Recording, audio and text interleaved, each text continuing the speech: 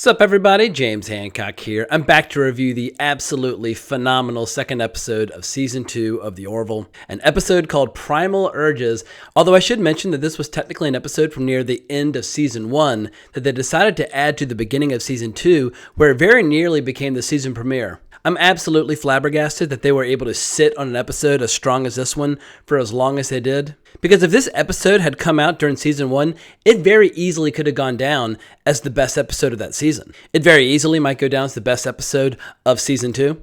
Because this is one of those episodes that just had it all. It had tons of humor. In particular, the very irreverent brand of humor that this show specializes in. But it also had a legit sci-fi story. It had beautiful special effects. But before I get too carried away with my ranting and raving about this particular episode, I did want to tackle a little Orville-related news. Apparently, Sunday night's premiere had about 5.6 million viewers, which was up from the Season 1 finale last year, but a little down from the Season 1 premiere back in 2017. But in looking for those stats, I noticed something that made me realize what a difference a year can make for a particular show. Critics are actually starting to get on board, whereas at the beginning of Season 1, they were absolutely ripping the show to shreds. And I'm always fascinated by looking at which shows and movies demonstrate a sharp divide between audiences and critics, and what can be inferred about the project as a result. Because back when The Orville premiered in the fall of 2017, I can remember IndieWire described the show as creatively, morally, and ethically bankrupt, which I thought was one of the most unintentionally funny reviews ever written. Because while critics were tying themselves in knots over the show, the rest of us were just sitting back and enjoying the ride. But here we are in early 2019, and I noticed that IndieWire has gone out of their way to praise the Season 2 premiere as the best episode so far. Now, I doubt Seth MacFarlane loses a lot of sleep over what critics have to say, but I do enjoy seeing people acknowledge how much this show gets right.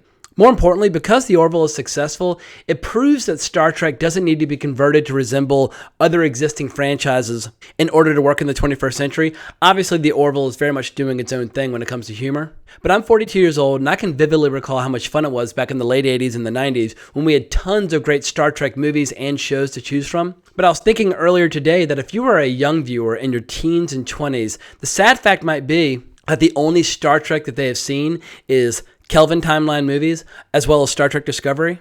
So I just wanted to pause and give a huge high five to Seth MacFarlane for trying in his own way to keep the spirit of some old school Star Trek alive for future generations. Because even though Star Trek The Next Generation, if memory serves correctly, never tackled the subject of porn addiction and a subsequent virus nearly killing the ship, in its own way, The Orville completely, totally embraces the spirit of everything that I love about Star Trek, and this episode was case in point. But as far as tonight's episode is concerned, I think it's absolutely hilarious that they built an entire episode around porn addiction and how it inadvertently leads to this horrific virus nearly derailing their rescue attempts of the few remaining people surviving on a planet about to be eaten by a star. And I can't believe how much cool stuff they managed to pack into this episode, because if you like watching the engineering crew save the ship, this episode absolutely featured that. If you like seeing exploration, this episode had some of that. The episode featured an interesting balance of various subplots on the ship.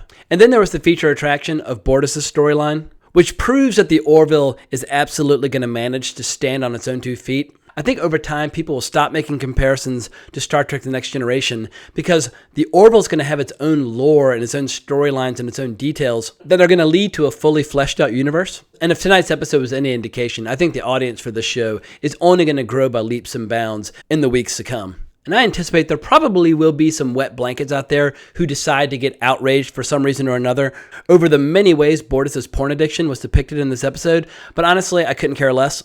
If people want to rant and rave about how much they're offended, more power to them. Because for my own part, throughout this episode, I found myself howling and cackling with laughter repeatedly, and that is a rare, beautiful thing. And I couldn't believe how graphic some of Bortus's fantasies became. I mean, he's got prisoner fantasies, and he's got doctor fantasies, and he's got gangbang fantasies. But as we come to learn, this all started over his frustrations over what happened to his daughter, now his son, at the beginning of Season 1. It's led to him feeling incredibly distant from Clyden, so now Bortus basically works off his frustration by leaving work early, going to the simulator, creating these elaborate fantasies, and then going home late, saying he's been working, and then immediately passing out and starting the next day all over again. And I was actually really impressed by the way they handled the realities of porn addiction on this particular episode, because obviously in today's society, porn is everywhere. Porn's one of those things like drugs or alcohol where I feel like some people handle it responsibly and some people get completely sucked in. And if your professional and personal life are starting to suffer, that's when we have a problem. but I love seeing all the unintentional comedy from Moclan culture. When Bortus totally understands that Clyde decides to kill him as a way of asking for a divorce. And then when they sit down with Dr. Finn for their couples counseling, Bortus has this incredible straight-faced humor moment where he asks if they're going to be allowed to select their own weapons. And it's just a brief little throwaway line, but it reminded me a little bit of that moment in season 1 when he first encounters the Kermit the Frog doll on Ed's desk. But Bortus's problem very quickly becomes everybody's problem when he goes in search of this incredibly grotesque and bizarre-looking alien, because their species apparently are masters at creating new simulations. And he creates this gangbang fantasy for Bortus. However, it does cause a virus on the ship, and the virus has all sorts of unintended consequences, some of which are minor. Like at one point, Lamar and Malloy try to get a slice of pizza in the mess hall, and this foul black goo comes out of the machine. But very quickly they realize that the ship is basically completely crippled right at a time where they need everything to be working perfectly, because they have discovered that on this planet by this star, there are about 75 people living below the surface, and they basically have a day to live unless the Orville can successfully mount a rescue attempt. Isaac and Bortus are the only crew members who are strong enough to withstand the radiation, so they're chosen to fly the shuttle down to the surface. And along the way, they actually do have a really interesting conversation about porn addiction. And Bortus has actually a really moving, dramatic moment where he describes how it's this incredible, overwhelming need that absolutely cannot be denied. However, once that need has been satisfied, it's followed by this feeling of being a worn-out shell, almost like a small death has occurred. And not that I want to invite everyone on YouTube into my personal life, but I actually found his description to be a rather compelling one.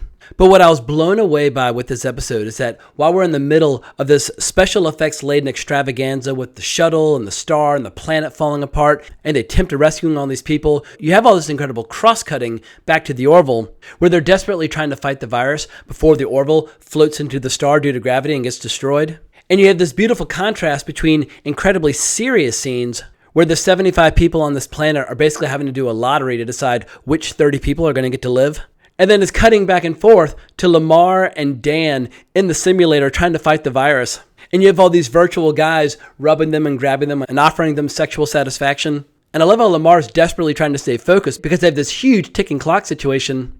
And I love how Dan just casually turns around and smiles and introduces himself. I mean, I about peed my pants with laughter in that moment. But having that contrast between life or death drama with porn addiction comedy, where both the comedy and the drama work, and they don't clash and they don't cancel each other out, I actually find it pretty remarkable that this episode works as well as it does. And when Isaac gets back to the ship, he saves the day, he kills the virus, and we see that Bortus' family has healed and had a reconciliation. Like I said earlier, this is one of those episodes that absolutely had it all. This is why we watch TV, because of the lean, mean story, effectively told. It had escapism, it had thrills, it had special effects, it had humor, it had a little bit of heart. And I think at this point, if I were trying to convert a new viewer to the show with one episode, this is the episode that I would show them. In any event, I have no idea if they'll be able to sustain this quality of storytelling throughout Season 2. But if you compare the first 2 episodes of Season 2 to the first 2 episodes of Season 1, Season 2 is starting off on a much stronger foot, in my opinion.